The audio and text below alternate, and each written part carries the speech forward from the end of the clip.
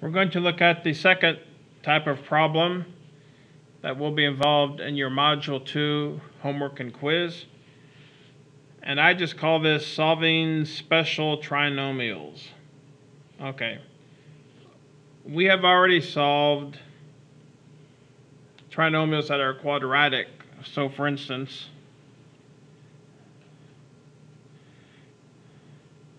how about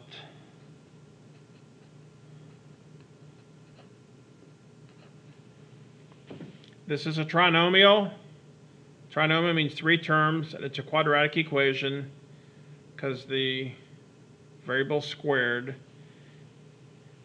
In this case, this one actually factors.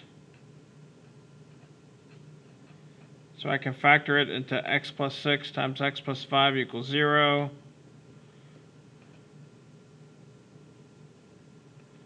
And I have two solutions, and we're good to go. Now, the key word here is special, because I'm going to write these problems, and these are special problems. They're not just run-of-the-mill problems, and they're all solved the same manner. And it's not that hard once you get the hang of it, but at first it can be a little goofy. And initially the equations can all look very different, but if you look a little closer, they're all actually sort of kind of the same. So let me do this again. I'm going to write down, well, I've got like 5 different equations I'm going to solve. X to the 4th minus 5x squared plus 4 equals 0. So this is a little different because it's not a quadratic equation because I got x to the 4th here. So I've never solved anything like this before. And then it gets even worse. How about this next one? X to the 6th minus 7x cubed. Here I got an x to the 6th. Now this next one looks way different. I actually have x plus 2 quantity squared plus 7 times x plus 2 in parentheses plus 12. So that's very different than the first two. Now, to get even more fun, how about an equation with some, we call these rational exponents, like exponents that are fractions. T to the 1/2 minus 2 times t to the 1/4 plus 1. And then one more for good measure, 2x to the 2/3, another rational expression, minus 5x to the 1/3. All right, 6 different equations. At first glance, they look very different, but let me point out some similarities.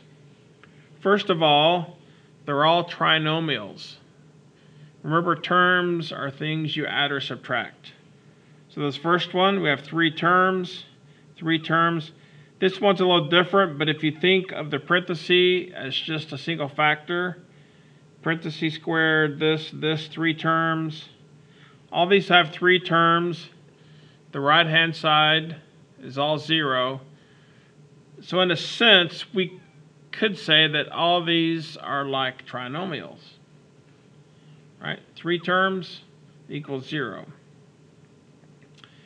Now these are special because, and let me show you how they become special. And this is going to be the whole key to solving them. What I have here, I call this the middle term. If we have 3 terms, the first term, the last term, and the middle term. I'm going to look at the variable part of the middle term of each of these equations. So I don't care about the coefficient, I care about the variable. Over here, it's like the middle is x squared. And you know what I'm going to do?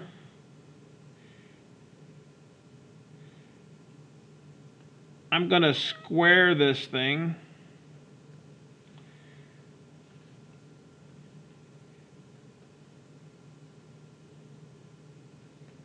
Right, so x squared squared, which is x to the fourth, and then behold, when I do that, that's the variable of the first term. And you're going to see for each of these equations, the same pattern applies. You take the variable part of the middle term. Let's do this one. The variable part of the middle term, and if you square that, you get x to the sixth, and you look, and lo and behold, that's the variable part of the first term. The variable part of this one is the parenthesis, x plus 2.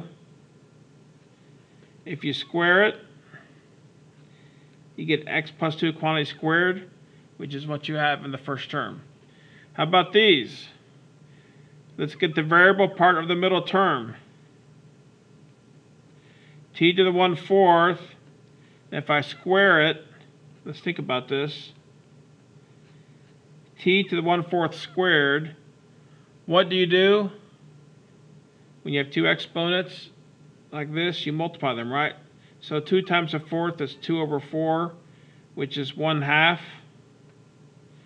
And lo and behold, that's the same as the first term.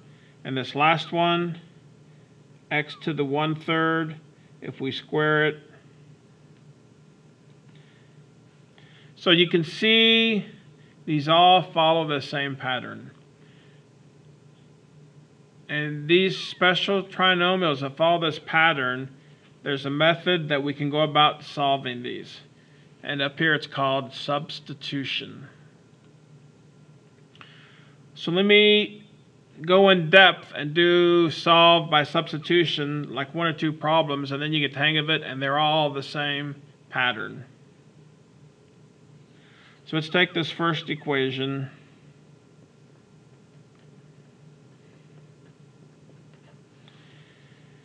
What I'm going to do is, in words, you start the equation that originally has one variable x. In a minute, I'm going to do what's called substitution. And next thing you know, instead of having an equation with the variable x, I'm going to have an equation with the variable u. In other words, I'm going to substitute u for x in a special way. Now the nice thing is, because the way I'm going to do this, once I have an equation with u's in it, I am then able to solve the equation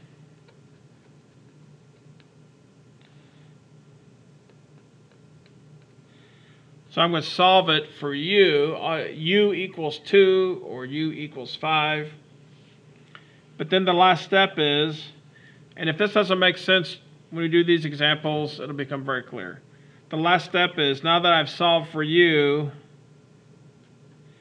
I'm going to take my solutions for u and convert them back to x. Let's just do some examples, and then you'll see what we're doing. So the goal here is trying to solve this equation for x. What you do with these problems, you always take the variable part of your middle term.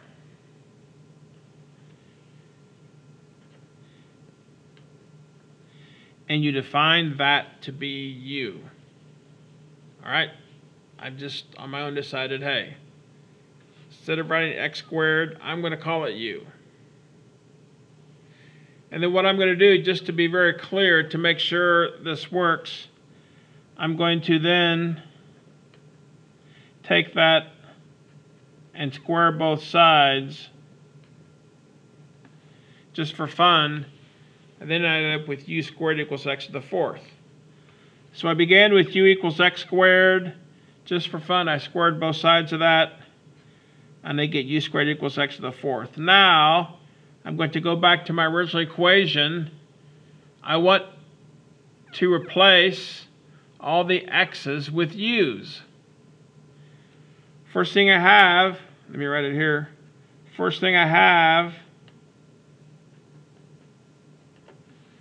and the reason I do this is, for this equation and the rest of these, I can't solve them right away. I can't solve them. I don't know how to solve them as they sit there now. But by converting, switching these equations to the variable u, you're going to see I can solve it.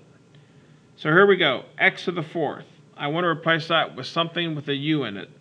Well, over here, x to the fourth is u squared. Minus 5 times x squared. I don't want x's anymore. I want u somehow. And what does x squared equal? X squared equals u plus 4 equals 0. So what have we done? Here's our original equation with x's. X to the fourth, x squared. I did my substitution. Now I rewrite the equation with u's. U squared minus 5u plus 4 equals 0. And lo and behold, this is now a quadratic equation with the variable u, and this is pretty easy to solve. Matter of fact, this thing factors. And most of these problems are going to find out as you're solving them, they usually factor. So my two factors would be -4, -1.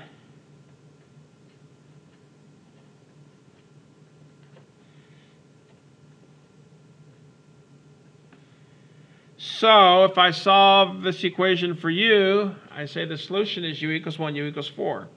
Now here's a danger. I just solved an equation. It feels like I'm done. But the problem is, here's my original equation. I'm trying to find the solution. I'm trying to see what x equals.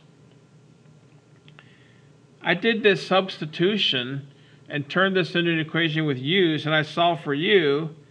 But what I really want is x. Well, what you have to do now is, the last step is, I've got these two solutions for u. I need to now convert each of these solutions into x. And by that I mean, what you do is you go back, when you first defined your u, the first time you wrote a u is the key. We said u equals x squared. What I'm going to do now is I'm going to take my first solution for u equals 1, and I'm going to plug it in here. So when u equals 1, I get 1 equals x squared. Now, if I want to solve this thing for x squared equals 1, how do I solve this for x? Take square root of both sides, right? Square root of 1 is 1, but please don't forget, now when you take the square root of a number, you actually have two solutions, plus or minus 1. So bottom line is, when u is 1, that's really the same thing as saying x is either plus or minus 1. Now here's my second solution, u equals 4. I do the same thing. When u equals 4, I plug in 4 in for my u up here, so I have 4 equals x squared. Take square root of both sides. And then you get x equals plus or minus 2. So bottom line is, you can say your solutions are -1, 1, -2, 2. Actually, there are 4 solutions. So let's review this again, and then we'll do the rest of these a little faster. What you do is you have your original equation. You take the variable part of your middle term, and you define that to be u. And then you go and square both sides, and you get u squared. Then you go back to your equation and you replace all the original variables with u. So now the equation becomes, and it's always going to be this way, it's always going to end up being a quadratic equation with respect to u. And I think almost all the time you can solve by factoring. So you factor and you solve it for u. U equals 1, u equals 4. But we're not done, because the last step is to take each of those solutions for u and convert it into x.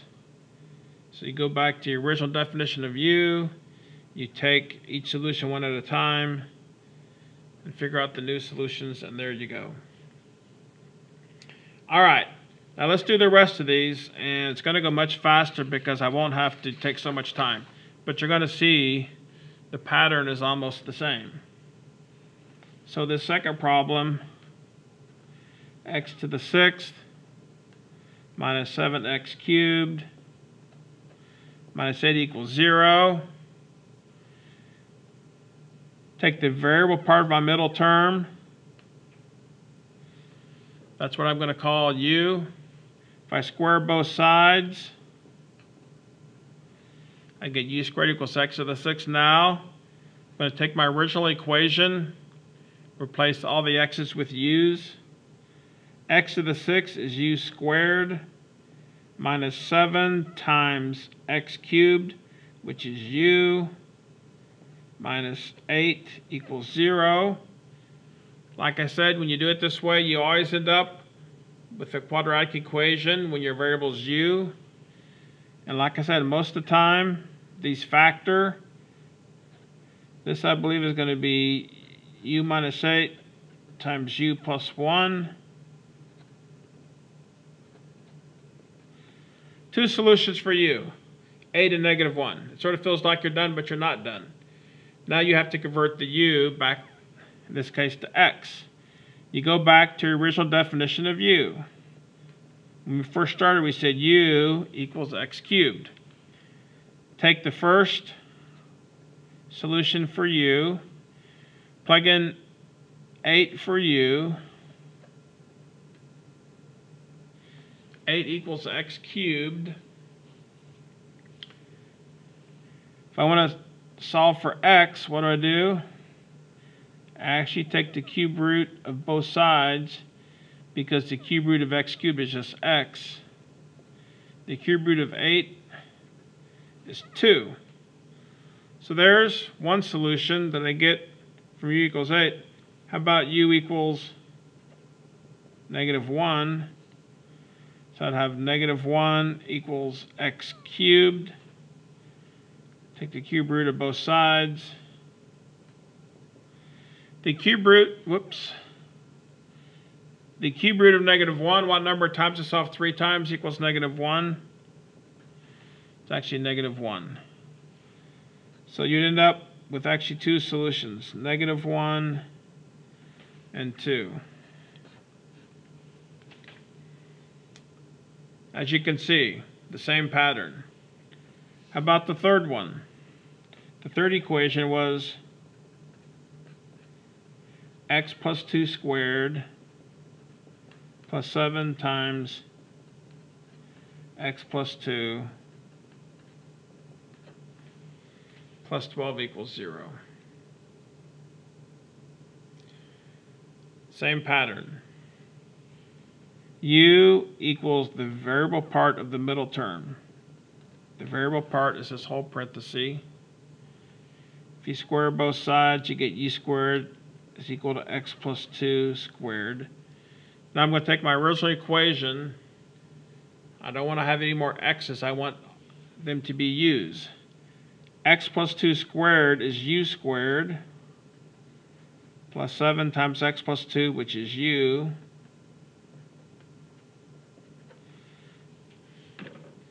Now, what have I got? Now I have a quadratic equation with respect to u. Once again, this factors.